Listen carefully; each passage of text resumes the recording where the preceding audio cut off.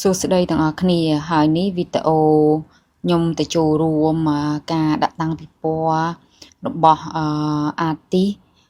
គាត់ឈ្មោះសេរ៉ាអឹងហើយសេរ៉ាអឹងដំបូង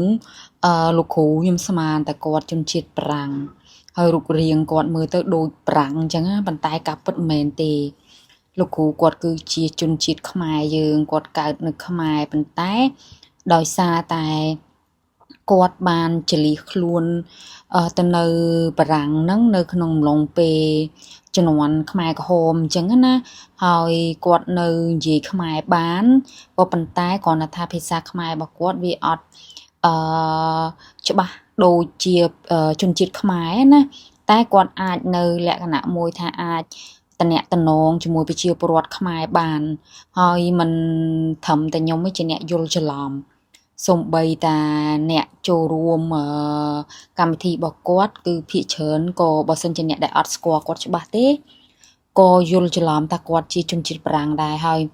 មើលទៅរូបរាងកាយរបស់គាត់ហើយគាត់អត់សូវនិយាយស្ដីទៀតយើងគិតថាគាត់ជាជនជាតិប្រាំងអញ្ចឹងណាក៏ប៉ុន្តែអត់ទេហើយខ្ញុំបាននិយាយខ្មែរនិយាយជាមួយគាត់ដែរអញ្ចឹងណាហើយស្នាដៃលោកគ្រូដែលដាក់តាំងពិព័រណ៍នៅ Sofitel ហ្នឹងគឺនិយាយតាក់ទងជាមួយនឹងភាសាខ្មែរគឺមានន័យថាអីគេភ្លៀងផ្លែស្វាយហើយទៅអង់គ្លេសappearance ក៏ប៉ុន្តែវាមានន័យប្រកបនៃក្នុងការដាក់តាំងពិព័រណ៍របស់គាត់អញ្ចឹងណាគាត់ចង់រាយរាប់តាក់ទងនឹងសោកនាដកម្មនៅជំនាន់ប៉ុលពតដែលគាត់បានភៀសខ្លួនទៅនៅក្រៅប្រទេសអីជាដើមហើយមួយវិញទៀតហ្នឹងគឺតាក់ទងជាមួយនឹងស្នាដៃគាត់ដែលគាត់បង្ហាញហ្នឹងគឺភាគច្រើនគឺសខ្មៅហើយមានពណ៌ធម្មជាតិដូចស្លឹកឈើដូចអីជាដើមអញ្ចឹងហើយអ្វីដែលសំខាន់ហ្នឹងគឺ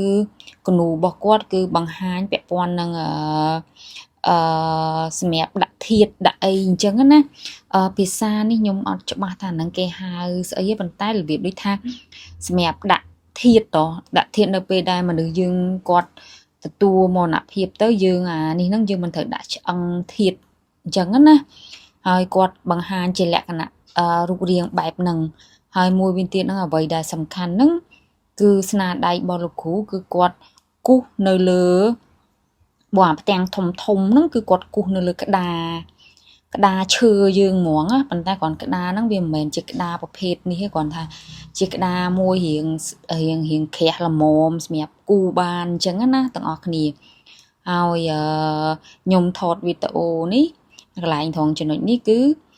អ្នកទាំងអស់គ្នានៅពេលដែលខ្ញុំដើរមកវិញគឺលក្ខណៈបែបអញ្ចឹងអាហ្នឹងគឺឈើដែលគាត់គូសពីលើអញ្ចឹងណាទាំងអស់គ្នាអូខេ